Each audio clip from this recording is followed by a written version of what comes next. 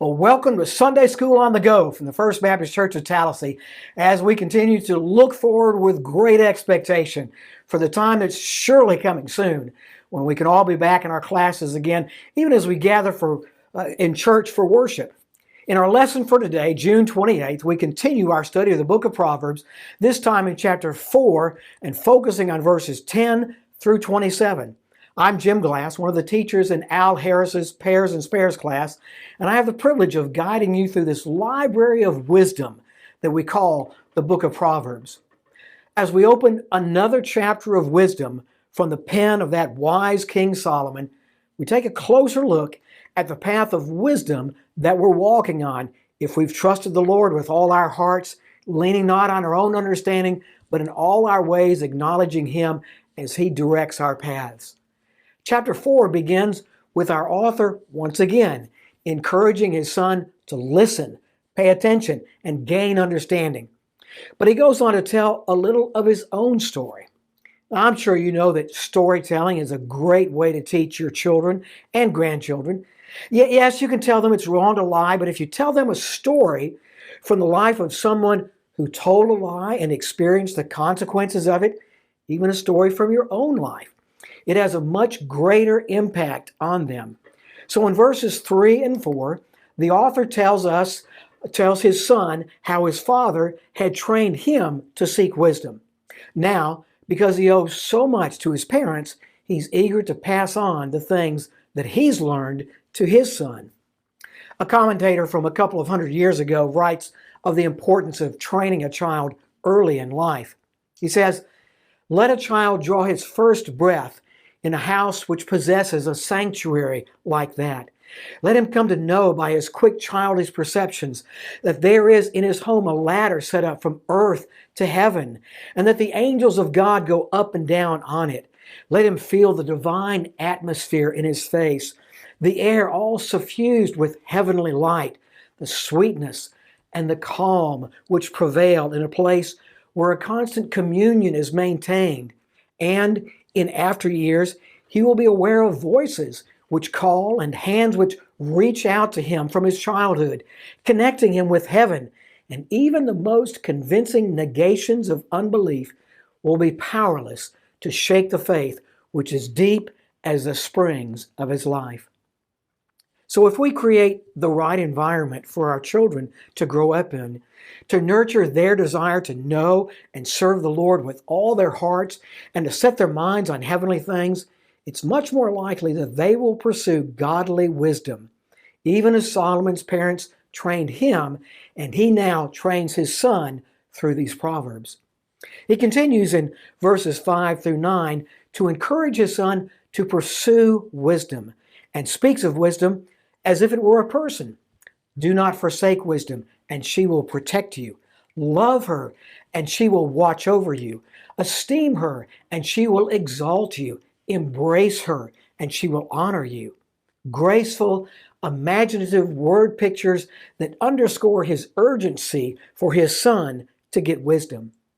And then, in verses 10 through 27, as Solomon starts a new chapter of instruction, he sets before his son two distinct paths: the path of righteousness and the path of wickedness. If his son fears the Lord and pursues wisdom above everything else, he will choose the path of righteousness and experience all the blessings that come with it. On the other hand, if he should reject wisdom and understanding, he will go down the path of wickedness with all its terrible consequences. In verse 10, Solomon encourages his son once again to listen. This is the listening that means hearing what is said, taking it to heart, and acting on it. This word for listening is the same word that begins that great commandment from the Lord that we find in Deuteronomy chapter 6, verse 8. "Hear, O Israel, the Lord our God is one," and ends with, "Teach these things to your children." Not only should his son listen and act upon what Solomon is teaching him, he is also to receive his sayings. Earlier in the chapter, in verses 3 and 4, Solomon explained how he had been taught by his father David. Now, In obedience to the command in Deuteronomy chapter 6, Solomon is passing on what he had received from his father with the expectation that his son will receive his sayings even as he received the instruction of his father. As Solomon's son hears and receives the wisdom, training, and instruction that are being passed down to him, he says that the years of his life will be many. In the Old Testament, we find several passages that connect obedience with long life. And we find the same idea in the New Testament as well. But we shouldn't be surprised to hear that those who live in conformity with the laws of God typically live longer than those who don't. The reason is quite simple.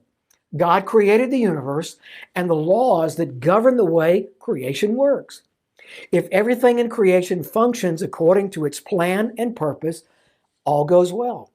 If something in creation, people, for example, refuse to follow the laws that God established for creation to work as it should, bad things happen, and sometimes life is shortened because of bad decisions people make.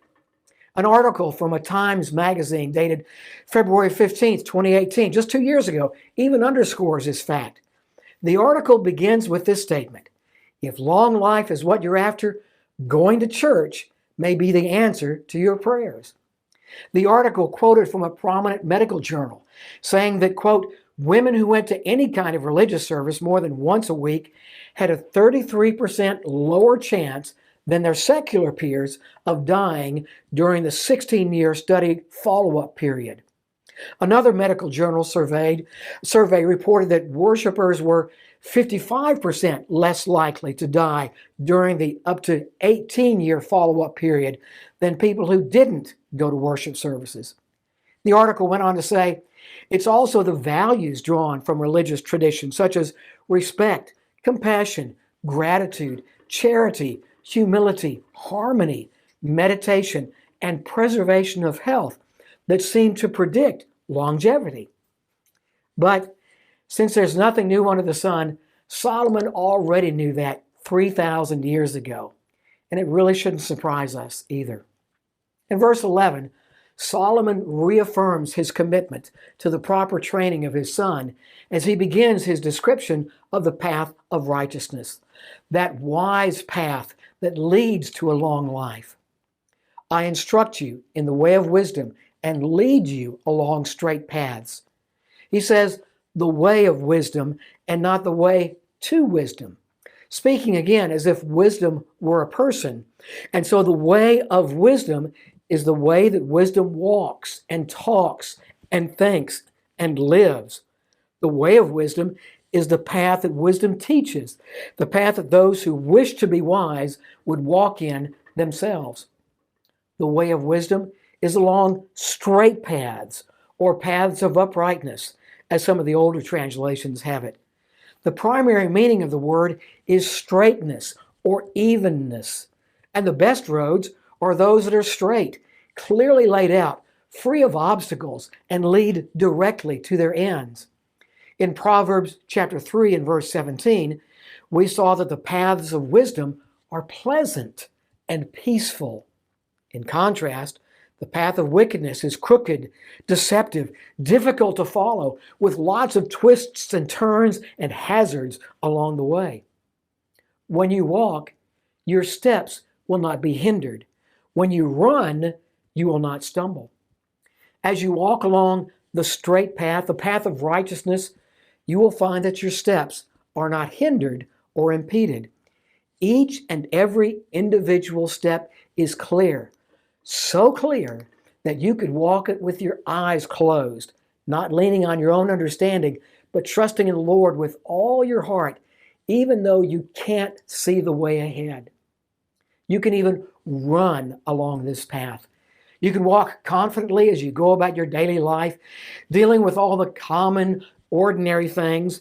And then, when some crisis or calamity comes up that calls for decisive action or makes you pick up your pace in life, even making you run, you can run, knowing that even then your path is clear and God is guiding you all the way. In both cases, wisdom gives you complete freedom of movement. It removes the obstacles of confusion when you are faced with a difficult choice. It provides a clear guide that keeps you from falling into a mistake. Wisdom leads you when the way seems unclear. Just another reason why Solomon tells his son, get wisdom.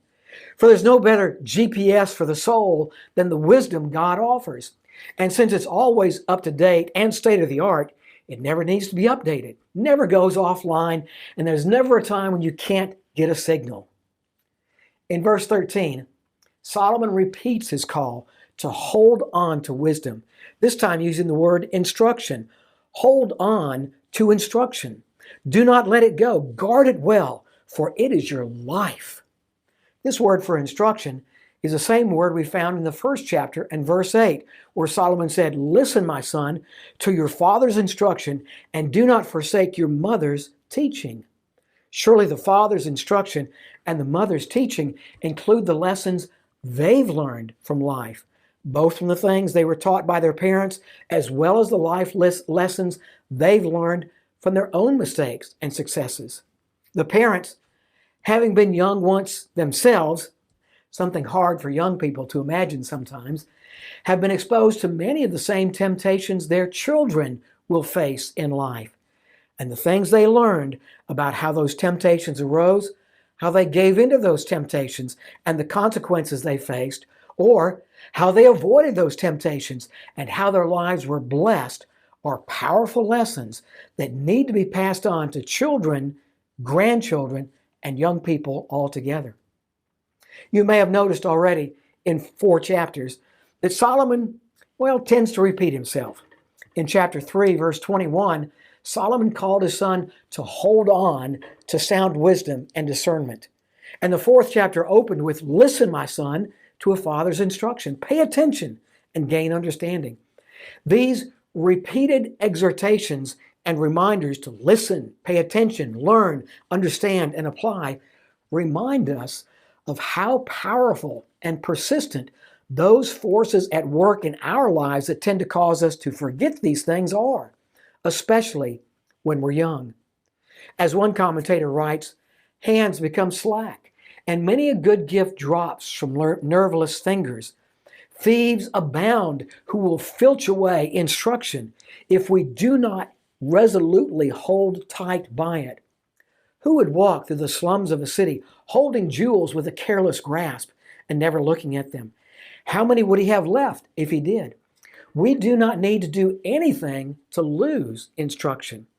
If we will only do nothing to keep it, the world and our own hearts will make sure that we lose it. And if we lose it, we lose ourselves. For she is thy life, and the mere bodily life that is lived without her is not worth calling the life of a human. And so it is. Instruction is our life in that it guides us into the very best things of life. In 3 places in Proverbs chapter 3, verses 2, verses 16, and verse 18, Solomon has told us that wisdom gives or prolongs life. As wisdom is held onto and guarded, life is blessed and strengthened. When wisdom is lost or let go of or forsaken, the hopes of life also decrease and are lost. So Solomon's son must hold on to wisdom, just as a shipwrecked sailor latches onto a life jacket or anything else that will keep him afloat and save his life. That's the kind of grasp we ought to have to keep holding on to wisdom. Let me insert just a reminder here about the wisdom that Solomon writes about in Proverbs. His guidance to his son and to us gives us a brief glimpse into the gospel. Those who hold on to sound wisdom and discernment discover a close, intimate relationship with God, who gives his grace to those who humble themselves before him in faith and are rewarded with eternal life. This special relationship is the greatest reward and ultimate goal of the wisdom Solomon encourages us to seek. These specially blessed children of God understand that the prosperity they seek is not earthly, but heavenly.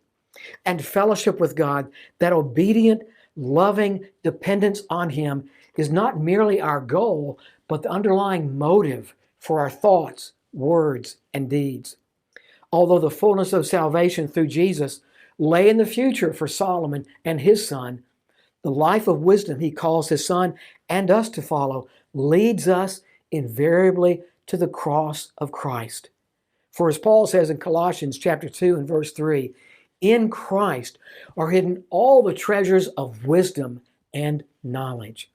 So, if we are to learn how to live a life of blessing and hope and purpose, a life lived according to God's plan for us, we'll seek Christ and hold on to Him, for He is our life, the life that Solomon knew just a little bit about and urged his readers to pursue with all their hearts. So the way of wisdom is a straight and level path that leads to life. But there's another option that Solomon tells us about. Another path that Solomon explains, and it's the path of the wicked. Each of these two ways is the complete opposite of the other. One is the way of light and life. The other is filled with death because it's a path of darkness and violence.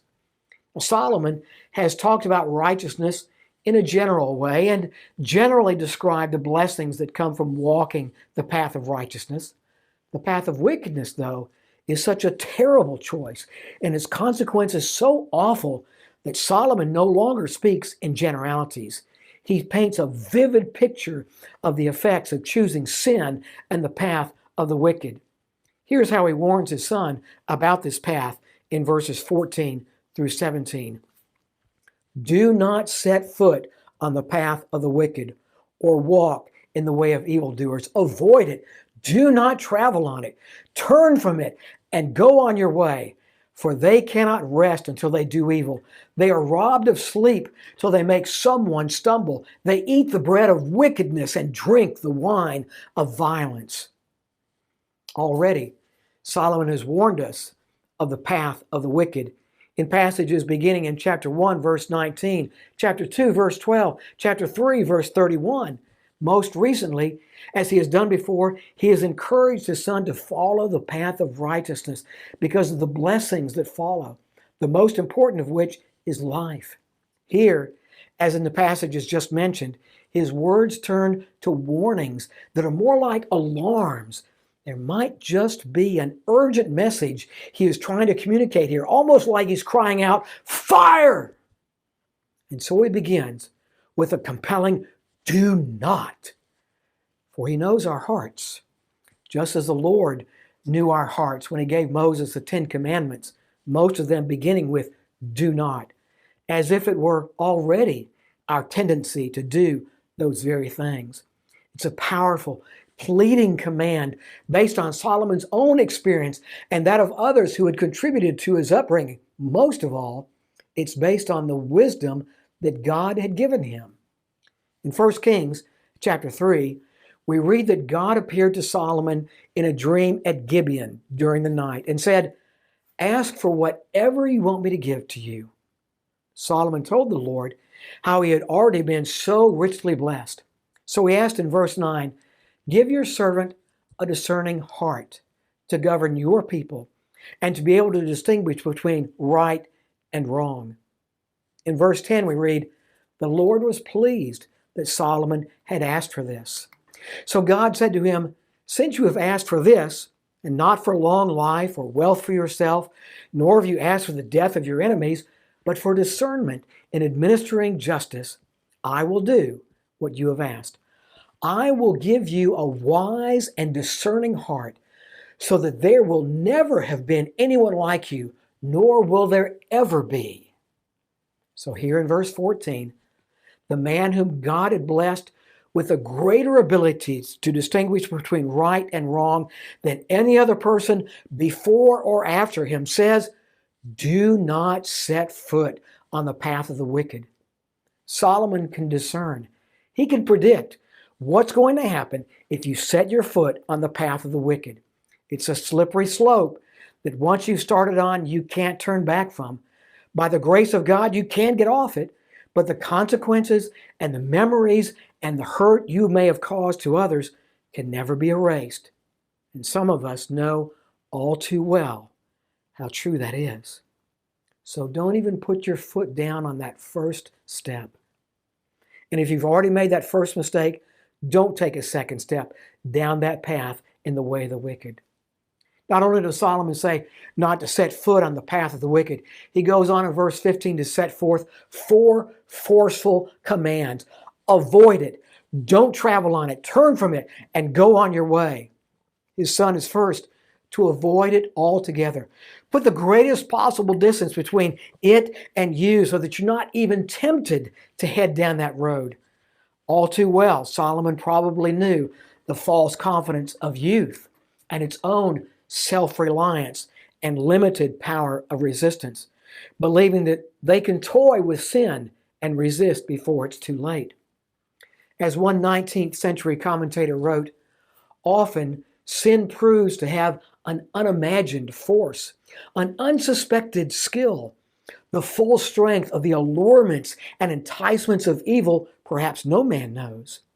The number of the slain that lie on the spiritual battlefield tells with a mournful eloquence that thousands of the children of men have overestimated their own resisting power or underestimated the deception or the fascination or the force of the foe.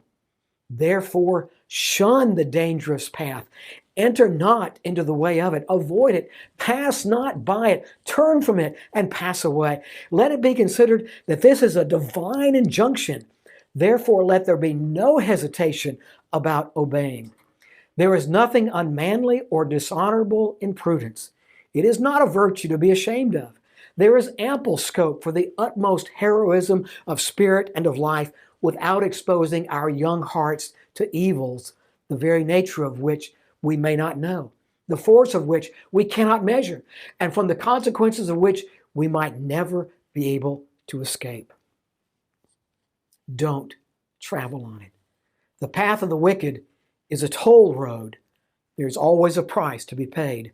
Don't think that there's any pleasing scenery or experience or benefit to be had on this road that won't demand a cost you cannot pay.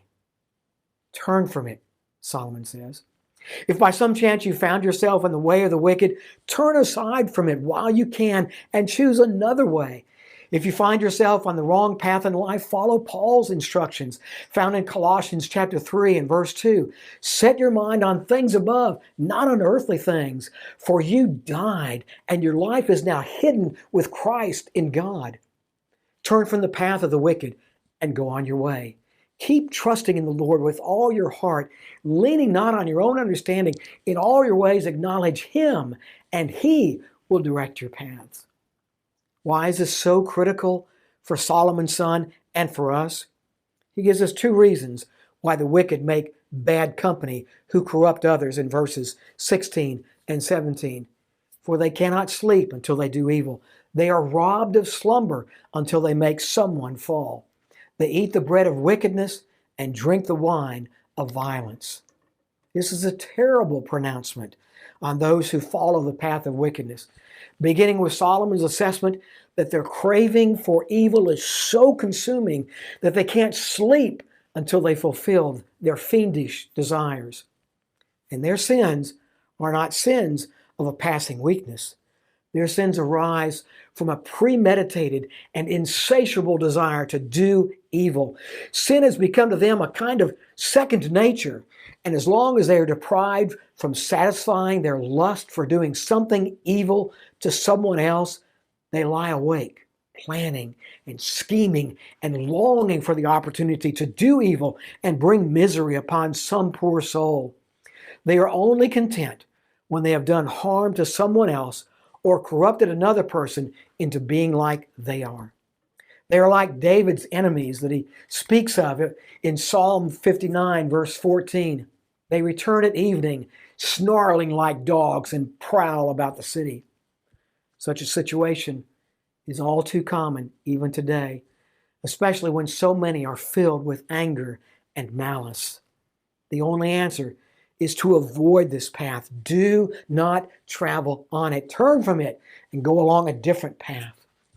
Not only are they unable to sleep until they have caused someone else to stumble, they live off of sin and are nourished by the very evil they seek against others.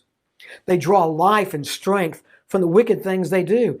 It's possible that Solomon meant that they live off the bread and wine that they have obtained by evil means. Their wickedness makes it possible for them to get bread, and their violence gets them wine. They sustain themselves by the evil that they do. Such is the horrible picture Solomon draws of the lives of the wicked that are so terribly cursed. In the next two verses, verses 18 and 19, he provides yet another comparison of the two paths that he's been talking about.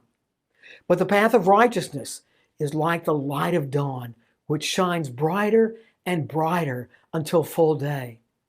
The way of the wicked is like deep darkness. They do not know over what they stumble. Solomon draws a beautiful word picture here to show the stark contrast between the path of righteousness and the path of wickedness. The path of righteousness is like the sun on a cloudless morning that grows brighter and stronger as the day goes by. The person who follows this path also experiences a growing awareness and inner working of the light of wisdom in his or her life. If the whole path is brightly lit, a vivid, clear knowledge of God's wisdom and His path for us is illuminated by the heavenly light of divine revelation. As a result, there's no way we can stumble or fall. Instead, the one who follows this well-lit path will continue to gain a clearer understanding of heart and conscience, of God and His salvation, of the plan and purpose of God, with all the blessings that accompany a life lived for the glory of God. In Proverbs chapter 13 and verse 9, we read, "The light of the righteous burns brightly, but the lamp of the wicked is snuffed out." As much as light symbolizes knowledge, holiness, and joy, darkness represents ignorance, unholiness, and misery. Here in verse 20, not only has the lamp of the wicked been snuffed out, the way itself is dark. It's a deep darkness, a complete absence of any kind of light at all. It's the same word used of the plague of thick darkness that settled over all the land of Egypt, as described in Exodus chapter 20, verses 21 through 23, when the Egyptians could not see one another or leave their places for 3 days. It was a darkness that could be felt, we read in Exodus. Even worse, it seems that the farther the wicked person goes, the darker it gets, if that could even be possible. No one can help him see his way ahead. No one can help him avoid the obstacles he comes across. And when he stumbles, he doesn't even know what it is he stumbled over. If he can't figure out what he stumbled over, it's not just a physical darkness, but a mental and spiritual darkness as well. All of life is a confusing mess with no answers and no way out and no way to find a way out. Jesus may have had this verse in mind in his Sermon on the Mount when he said in Matthew chapter 6 and verses 22 and 23, "The eye is the lamp of the body. If your eyes are good, your whole body will be full of light. But if your eyes are bad, your whole body will be full of darkness. If then the light within you is darkness, how great is that darkness?" We were consumed by darkness before we came to Christ. As Paul says in Ephesians chapter 5 and verse 8, "For you were once darkness, but now you are light in the Lord. Therefore live as children of light." The only way out of such darkness is to be called out of it by God Himself, as Peter says in 1 Peter chapter 2 and verse 9, when he tells his readers that God called you out of darkness into His wonderful light. For God is light, and in Him is no darkness at all, as John tells us in 1 John chapter 1 and verse 5. Solomon's advice to his son in chapter 4 concludes with an urgent warning not to forget his counsel, with 6 specific instructions that, if followed, will keep him on the path of wisdom. Here's what he says in verses 20 through 27.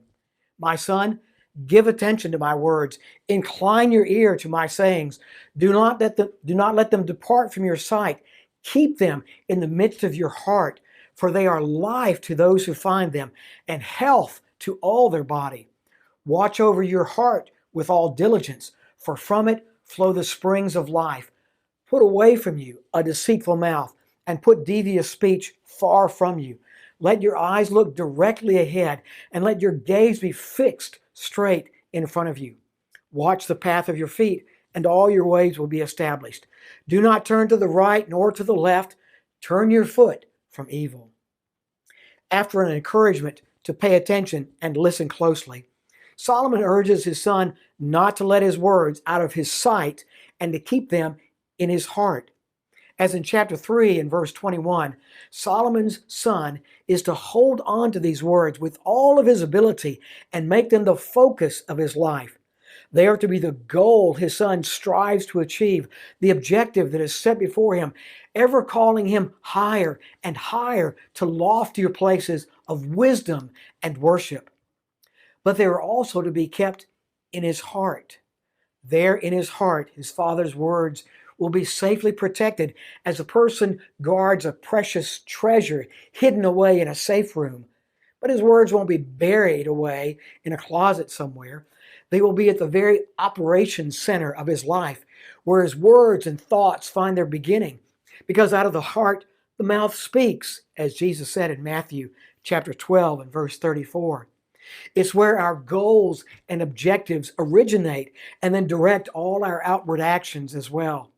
That's why Moses told the people of Israel in Deuteronomy chapter 6 and verse 6, "These commandments that I give you today are to be upon your hearts, and so lead you to do what God has commanded you to do."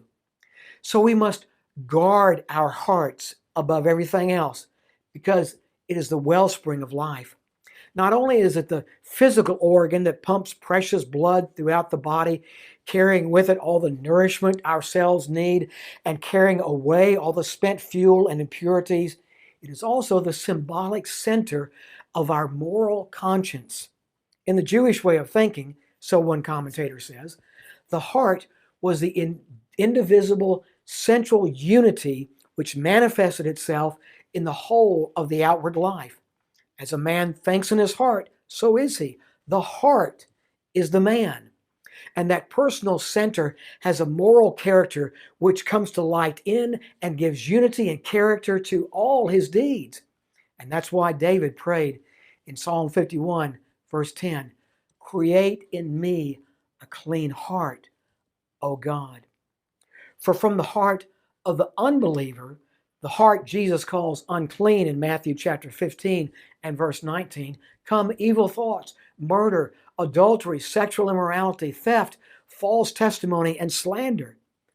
The evil heart is the source of these things, just as the righteous heart is a source of all those things that reflect godly wisdom.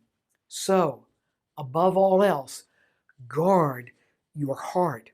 Or, as one writer puts it, endeavor to make your heart a little sanctuary in which you may continually realize the presence of God and from which unhallowed thoughts and even vain thoughts must carefully be excluded. As you guard your heart, what will your heart lead you to do? First, the heart that you have guarded, and that's the source of your life, will lead you to put away perversity from your mouth and corrupt talk from your lips. Perversity refers to words that are meant to deceive and twist or misrepresent what is true. It's a scoundrel and villain, so says Solomon in Proverbs 6, verse 12, who goes about with a corrupt mouth. And in the first verse of Proverbs 19, we read, "Better a poor man whose walk is blameless than a fool whose lips are perverse." The tongue is an ornery part of the body, so James tells us in chapter 3 and verse 2, and the vigilant heart will keep vigilance over what the mouth speaks. Paul instructed the believers in Ephesus, writing in Ephesians chapter 4 and verse 29, "Do not let any unwholesome talk come out of your mouths, but only what is helpful for building others up according to their needs." And to the Colossians, Paul wrote in chapter 3, beginning in verse 5, "Put to death, therefore, whatever belongs to your earthly nature, and he includes slander and filthy language. We should, as Paul later writes in verse 16, let the word of Christ dwell in you richly. The people around us, particularly unbelievers, need to hear from us words of honesty, hope, and healing, and not words that would dishonor the name of Christ. As we travel the narrow road of wisdom, Solomon encouraged us to keep looking straight ahead. Jesus himself said in Matthew chapter 6 and verse 22, the lamp of the body is the eye. If therefore your eye is single or healthy, your whole body shall be full of light. With both your eyes focused on one path and one goal, you won't stray from that path of wisdom.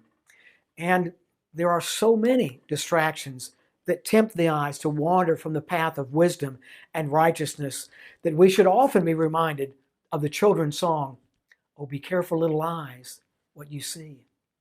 Not only our sight, but our steps are to be kept on the path of wisdom, and our feet trained to walk in a straight path. We can only do this if our eyes are kept straight ahead. The writer of the letter to the Hebrews includes this verse in his encouragement to faithfulness and encouraging other believers when he writes in chapter 12 and verse 13, therefore, strengthen your feeble arms and weak knees. Make level paths for your feet, so that the lame might not be disabled, but rather healed. In order to do this, we must remove everything that could become a hindrance or an obstacle to our journey along the path of wisdom, keeping ourselves on those paths that the Lord directs and makes straight before us.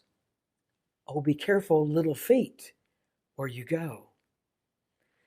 With even more directness, Solomon concludes his instruction with an encouragement not to swerve to the left or the right, and by so doing, you will keep your feet from evil.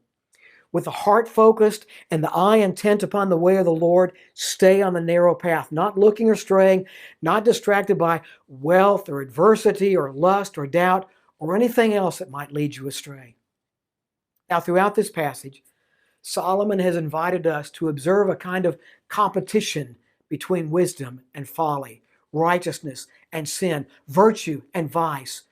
And the allurements of each of these are explained in such a way that any reasonable person would never hesitate between wisdom and folly. As one commentator writes, the two voices are heard in the high places of the city.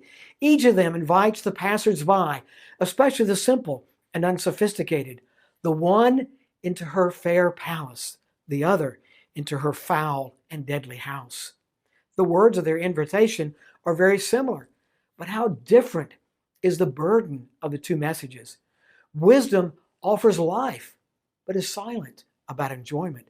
Folly offers enjoyment, but says nothing of the death which must surely ensue. Such is the invitation, and such the warning of wisdom. Such is the invitation, and such is the warning of Christ. Leave off, you simple ones, and live. After all, most of us, he says, are not scorners, but only very foolish, easily dazzled with false lights, easily misled with smooth utterances which happen to chime in with our own ignorant prejudices, easily seduced into bypaths which in quiet moments we readily acknowledge to be sinful and hurtful.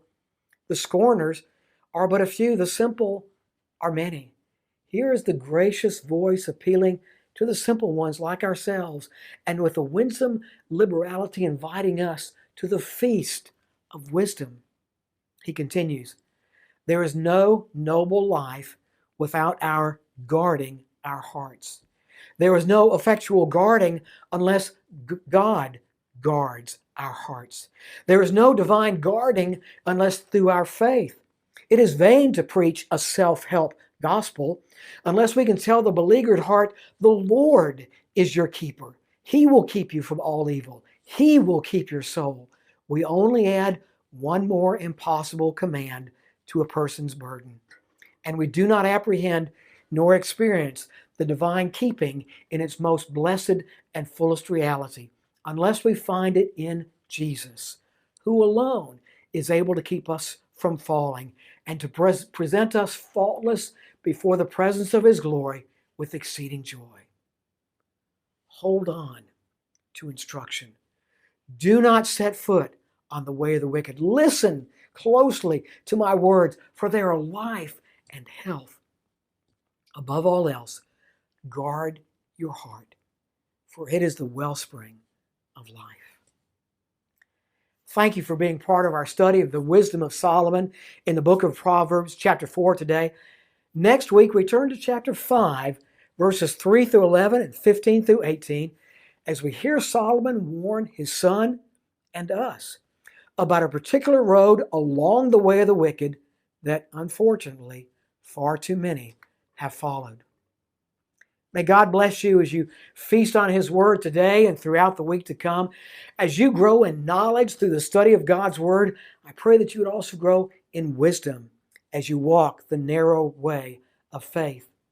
In the meantime, as Brother Derek has reminded us, keep calm and wash your hands.